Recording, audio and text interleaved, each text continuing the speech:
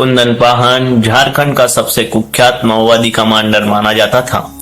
उस पर 80 से ज्यादा अपराध मामले दर्ज थे।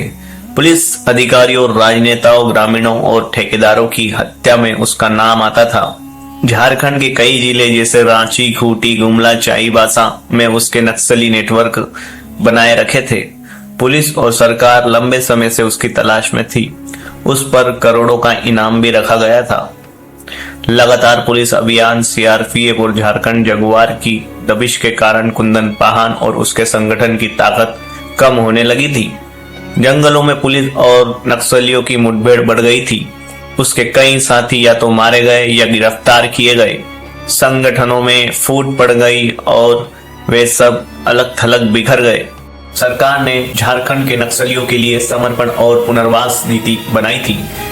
इसमें हथियार छोड़ने वाले नक्सलियों को आर्थिक मदद, सुरक्षा और जमीन दोबारा शुरू करने का मौका मिलता है। कुंदन ने इस नीति का लाभ उठाया। कुंदन पाहन ने स्वीकार किया कि माओवादी संगठन अपनी मूल विचारधारा से भटक गया है।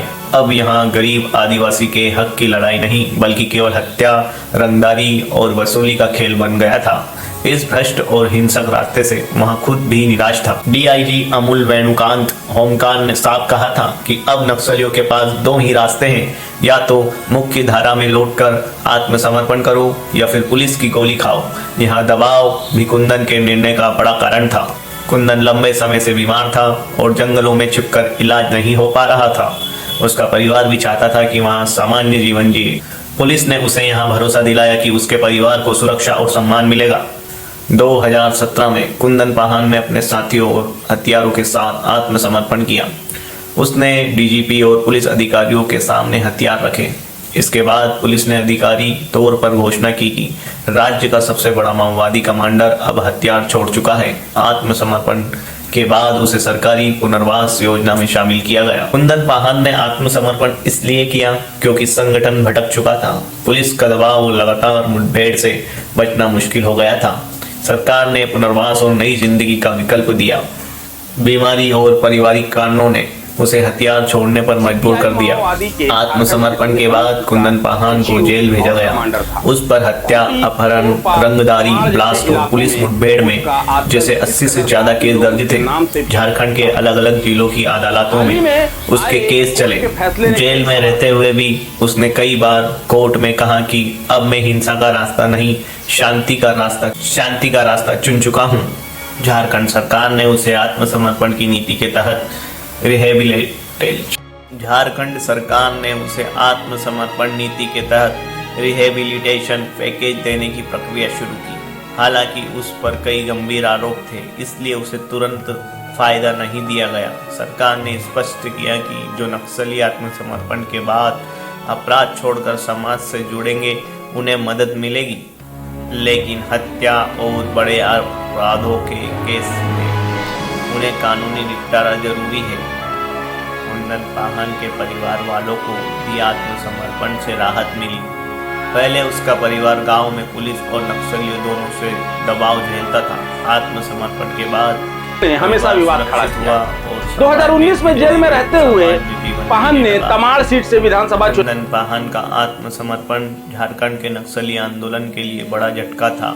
उसकी पकड़ रांची, खूंटी और साइकेला बेल्ट पर बहुत मजबूत थी। उसके सरेंडर के बाद इस इलाके में नक्सलियों का नेटवर्क कमजोर हो गया। पुलिस ने इसे अपनी सबसे बड़ी सफलता माना।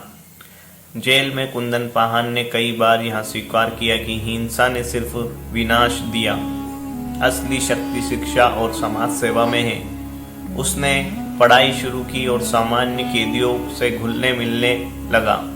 रिपोर्ट्स बताती हैं कि वहाँ जेल में शांत जीवन जीने लगा था और बाहर आने के बाद समाज सेवा करने की इच्छा जताता था।